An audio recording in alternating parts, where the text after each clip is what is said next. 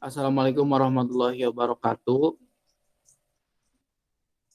Waalaikumsalam warahmatullahi wabarakatuh. Alhamdulillahirabbil alamin wa bihi nasta'inu ala umur dunya waddin. Wassalatu wassalamu ala asrofil anbiya'i wal mursalin wa ala alihi washabihi ajmain amma ba'du. Pertama-tama marilah kita panjatkan puji beserta syukur kehadirat Allah Subhanahu wa taala. Alhamdulillah berkat rahmatnya kita semua bisa berkumpul di tempat ini dalam keadaan sehat walafiat. Tak lupa salawat beserta salam semoga terlimpah curahkan kepada junjungan kita Habibana wa Nabiyana Muhammad Sallallahu Alaihi Wasallam. Tak lupa kepada sahabatnya, kepada tabiinnya, dan sampailah kepada kita selaku umatnya. Amin ya Allah ya Rabbal Alamin. Dan yang untuk selanjutnya Amin. kami perwakilan dari kelompok 7, saya Rahmat Mauludin ditugaskan sebagai moderator dan dua anggota lainnya yaitu Farhan Nugroho dan Arda Amalia. Di sini saya akan membuat serangkaian acara dalam rangka tugas SKB mata kuliah kelayakan bisnis. Langsung saja dan yang untuk sesi pertama yaitu pembukaan. Sebelum kita melakukan pembukaan, alangkah baiknya kita membacakan basmalah. Bismillahirrahmanirrahim. Langsung saja ke sesi kedua yaitu sesi presentasi yang akan dibacakan pertama oleh Saudara Farhan Nugroho. Waktu dan tempat kami persilakan. Baik, terima kasih untuk kesempatannya. Terima kasih juga untuk para pembimbing yang sudah membimbing saya menyelesaikan tugas studi kelayakan bisnis ini. Baik, Assalamualaikum warahmatullahi wabarakatuh. Waalaikumsalam warahmatullahi wabarakatuh. Di sini saya akan mempresentasikan hasil studi kelayakan bisnis saya, di mana yang berjudul dengan whipping cream hand. Yaitu whipping cream hand ini diambil dari suatu nama saya sendiri, di belakangnya hand, dan di situ produk yang kami tawarkan adalah produk dari bahan yang mentah menjadi bahan yang sudah jadi. Nah, dan produk di sini whipping cream ini termasuk ke dalam followers ya. Kenapa? Karena mengikuti produk orang lain. Dan whipping cream ini sifatnya friendly dalam artian bisa dimakan oleh kalangan orang. Nah, whipping cream ini juga dinilai cukup baik ya dari segala aspeknya, dalam aspek teknologi, pemasaran, keuangan, sosial politik, lingkungan, dan segalanya dikatakan sudah layak karena telah memenuhi kriteria atau standarnya.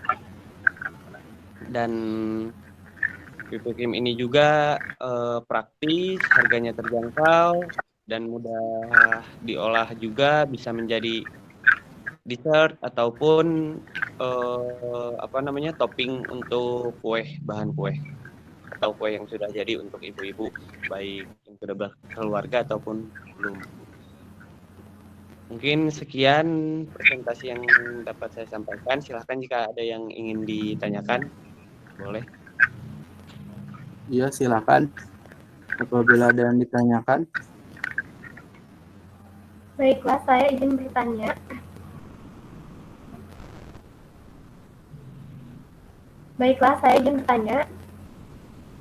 Gimana, Arda? Silakan. Apa kelebihan dari whipping cream itu sendiri? Baik, izin menjawab bahwa kelebihan whipping cream saya yaitu antara lainnya adalah praktis ya. Kenapa disebut praktis? Karena whipping cream ini sangat mudah diolah. Baik saya menjual yang sudah pun bisa dapat diolah sendiri ya, sesuai dengan keinginan. Lalu proses pengolahan cepat, bahan bakunya juga berkualitas, insya Allah higienis pula, halal. Lalu produk yang ditawarkan juga harganya terjangkau dan banyak varian rasanya dan bisa sesuai dengan selera. Kenapa bisa dibilang dengan sesuai selera? Karena whipped cream yang ditawarkan adalah krim yang bisa diatur oleh sendiri. Misalkan kita menjual krim vanilla, nah krim vanilla tersebut itu adalah bisa dipadukan dengan sebuah keinginan konsumen tersendiri. Misalkan ingin memakai roti ataupun buah-buahan, bisa dipadukan. Mungkin sekian kelebihan whipped cream ini. Terima kasih. Jika ada yang kurang boleh. Ya, baik. Sudah dapat dipahami. Ya, baik. Untuk sesi pertanyaan pertama sudah dilaksanakan dan yang selanjutnya yaitu pertanyaan dari saya sendiri. Pertanyaannya adalah apa yang menjadi target usaha pada whipped cream? Baik. Target usaha untuk krim ini tentunya bisa dinikmati oleh semua kalangan ya. Baik itu anak-anak atau dewasa. Kenapa seperti itu? Karena whipped cream ini dibuat dengan bahan baku yang berkualitas. Juga whipped cream ini ditargetkan di semua pasar. Mengapa seperti itu? Karena harganya itu terjangkau, jadi tidak hanya orang dewasa saja yang bisa membelinya, tetapi mahasiswa, anak SMP, SMA pun bisa mencoba whipped cream tersebut karena dengan harga yang murah tetapi kualitas yang dijaga gitu kualitasnya. Tidak hanya dengan sebuah kuantitas tapi memakai kualitas yang terbaik yang diberikan. Dan target pasarnya itu untuk semua kalangan. Ya, baik. Terima kasih Saudara Farhan. Jawabannya saya dapat pahami dan alhamdulillah presentasi pertama yang dipaparkan oleh Saudara Farhan telah dilaksanakan dan yang selanjutnya yaitu kami persilakan kepada Saudari Arda Amelia untuk mempresentasikan studi kelayakan bisnisnya. Waktu dan tempat kami persilahkan. Baik, di sini saya akan menjelaskan hasil studi kelayakan bisnis dari saya, yaitu usaha yang saya jalankan ada warung hotdog. Warung hotdog ini juga merupakan jajanan khas Korea Selatan yang menjual makanan hotdog authentik di Korea. Dan selain itu, saya juga merupakan sektor manufaktur barang konsumsi, yaitu badan usaha yang mengolah bahan baku pangan yaitu tepung terigu yang dipadukan dengan daging, gula aren, dan kacang tanah. Kemudian digoreng hingga menjadi bahan makanan jadi. Nah, selanjutnya saya akan menjelaskan berdasarkan beberapa aspek dari studi kelayakan bisnis. Berdasarkan hasil analisis dari aspek pasar, didapat pada tahun 2020, kemudian melakukan peramalan dan penentuan market share, maka didapat penjualan untuk warung hotdog pada tahun 2021, 2022, dan 2023 mengalami kenaikan sehingga bisa dikatakan layak. Nah, selanjutnya dilihat dari aspek pemasaran, warung hotdog ini telah merumuskan proses pemasaran yang telah ditentukan sesuai tahapan yang segmentasi yang ada. Nah, selanjutnya aspek manajemen, warung hotdog juga telah membuat struktur organisasi untuk mempermudah sistem kinerja yang lebih terarah. Nah, selanjutnya dari aspek sumber daya manusia, warung hotdog juga menciptakan sistem pemeliharaan kepada pegawai agar pegawai merasa nyaman dan meningkatkan kinerjanya. Selanjutnya, aspek teknis dan teknologi, warung hotdog juga memberikan pelayanan yang baik. Kemudian, warung hotdog juga membeli bahan baku yang segar dan menciptakan produk yang berkualitas. Selanjutnya, dilihat dari aspek keuangan, untuk perhitungan PDP dan IRR sudah dapat memenuhi perusahaan sudah melebihi presentasi nilai pinjaman modal sehingga bisnis juga ditetapkan layak. Selanjutnya, dilihat dari aspek lingkungan, ekonomi, sosial, dan politik serta yuridis, warung hotdog ini didirikan sehingga tidak menimbulkan dampak yang begitu serius. Sekian dari saya. Apabila ada yang ingin ditanyakan. Baik. izin bertanya kepada saudari Arda. Izin bertanya, mengapa saudari Arda mengambil makanan Korea untuk dipasarkan? Karena kan saat ini makanan Korea itu sedang banyak diminati oleh banyak orang, nah khususnya untuk penggunaan Korea. Nah ini juga bisa menjadi salah satu peluang juga yang besar untuk bagi para wirausahawan yang ingin menjual makanan khas Korea. Gitu. Jadi menurut Anda dengan memasarkan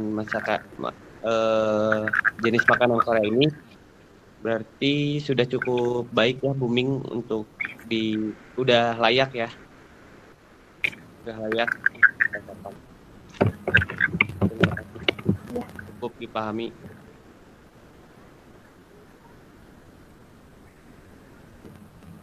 Baik, apakah ada yang ditanyakan lagi? Assalamualaikum warahmatullahi wabarakatuh. Saya izin bertanya kepada saudari Arda. Pertanyaannya adalah apa manfaat usaha yang Anda dirikan?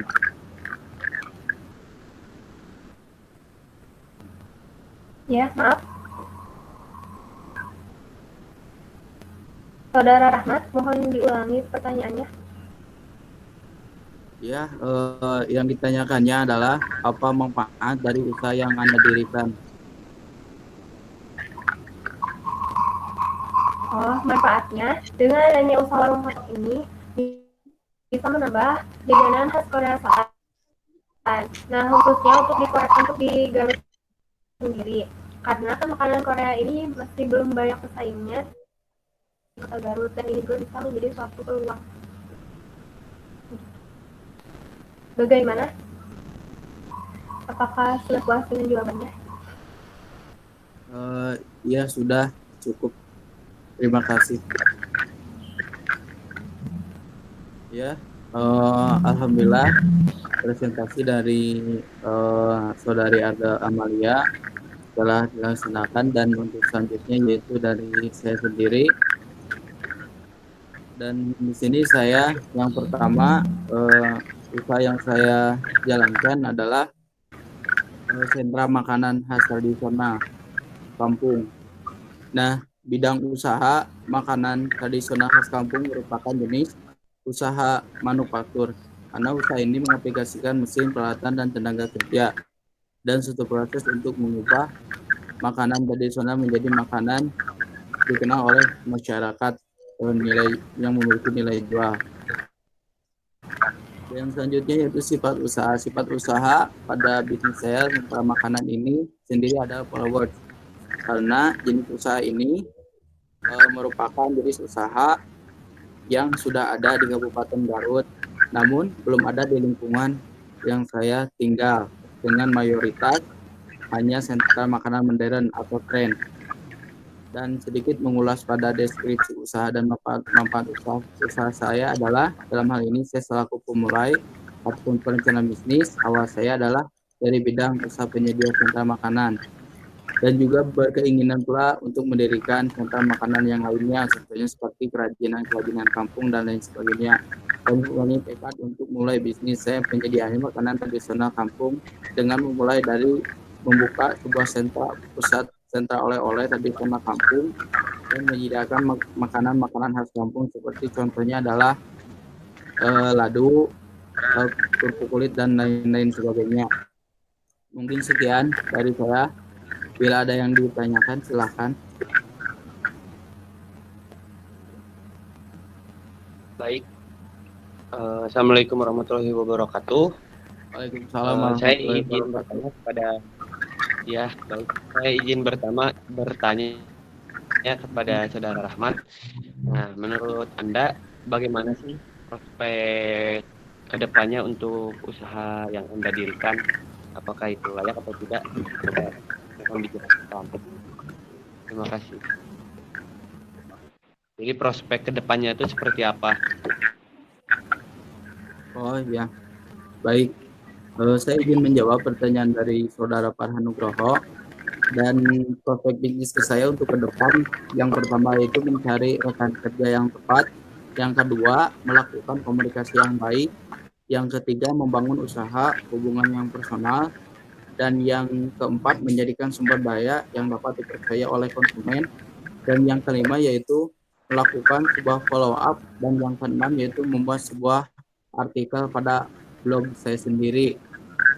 Nah, terus kelayakan bisnis saya sudah layak karena telah diuji dengan aspek pasar, manajemen, pemasaran, SDM, teknik dan teknologi, keuangan, sosial dan politik, lingkungan hidup, sosial dan politik. Mungkin seperti itu jawabannya. Baik, cukup. Tapi saya ingin bertanya lagi ya, maaf. Untuk rekan kerja yang tepat Ya, itu silakan. seperti apa? Untuk rekan kerja yang tepat itu seperti apa? Jadi gimana? Contohnya, contoh kerja yang tepat seperti apa? Rekan kerja yang tepat. Oh, mencari rekan kerja yang tepat misalnya seperti ini. Kalau misalnya si seseorang itu skillnya itu bukan dari untuk mengatur para pegawai ataupun lain sebagainya. Nah, kita harus bisa misalnya harus bisa kalau misalnya si orang itu di bidang apa gitu, skillnya itu dia itu kerja gitu. Kalau yang satunya lagi skillnya itu untuk mengaturnya. Jadi kita harus orang yang tepat gitu supaya kalau misalnya dia mempunyai skill yang bagus, dalam organisasinya bagus, dalam perencanaannya juga bagus, ya oke, kita bisa misalnya dia itu dijadikan manajer gitu kan. Kalau misalnya manajer. Nah, dan selanjutnya kalau misalnya dia skillnya itu dalam bidang distribusi makanan, dalam bidang UMKM-nya pun juga luas, wawasannya juga luas, gitu. Terus dia juga misalnya jadi ketua apa gitu, ketua sentra makanan atau khas-khas yang lainnya gitu, wawasannya luas aja, ya oke kita jadikan dia itu sebagai manajemen pemasaran aja. Gitu. Mungkin itu seperti saya. Jadi yang Baik, terima dimaksud saya kasih. itu mencairkan yang kerja yang tepat itu yang tepat dalam skill dari mereka itu seperti apa gitu. Soalnya kan seperti pegawai juga kan harus butuh pemilihan kan, harus ada apa namanya dites dulu kan gitu, wawancara dan lain Baik, sebagainya. Mungkin seperti itu. baik. Terima kasih, Saudara Rahmat, atas jawabannya cukup puas. Ya, Baik. sama-sama Saudara Farhan. Oke, dan yang selanjutnya silakan. Baiklah, saya izin bertanya. Ya. Apa alasan Anda untuk memilih bisnis makanan sentra khas? Ya, alasan saya yang pertama untuk mengambil bisnis ini adalah membantu perekonomian UMKM kecil gitu ya. Kalau misalnya dari masyarakat gitulah. Yang kedua yaitu meningkatkan taraf perekonomian masyarakat daerah. Yang ketiga yaitu banyak turis maupun domestik yang mencari makanan khas itu setiap daerah. Yang keempat yaitu banyak orang yang ingin bernostalgia dengan kuliner tradisional. Dan yang kelima yaitu proses promosi yang masih mudah. Dan yang keenam turut membantu memperkenalkan makanan khas daerah ke masyarakat dunia. Mungkin seperti itu jawabannya. Gimana Saudari Arda? Baik, saya dapat dipahami. Ya. Terima kasih atas jawabannya. Ya, sama-sama. Ya, alhamdulillah teman-teman untuk serangkaian acara kedua yaitu penjelasan, presentasi dan juga tanya jawab yang kita laksanakan. Dan untuk sesi yang terakhir yaitu sesi penutup. Sebelum menutup Google Meet ini, rangkaian acara ini, saya berterima kasih kepada instruktur dan juga asisten lab yang telah memberikan pembelajaran terhadap saya terutama dalam bidang laboratorium studi kelayakan bisnis. Mudah-mudahan apa yang Teteh maupun Bapak berikan bisa bermanfaat bagi kita dan kelak menjadi acuan atau menjadi modal untuk kita melaksanakan bisnis. Mungkin sebelum menutup Amin. rangkaian acara ini, terlebih dahulu kita membacakan hamdalah. Alhamdulillahirabbil alamin. Sekian dari kelompok kami. Mohon maaf apabila ada kesalahannya karena dalam proses pembelajaran, dan juga mohon maaf apabila ada kekurangan maupun dari video maupun dan lain sebagainya, harap dimaklumi oleh Bapak ataupun Teteh karena ini dalam proses daring. Mungkin sekian dari kelompok kami. Billahi taufiq wal hidayah. Wassalamualaikum warahmatullahi wabarakatuh.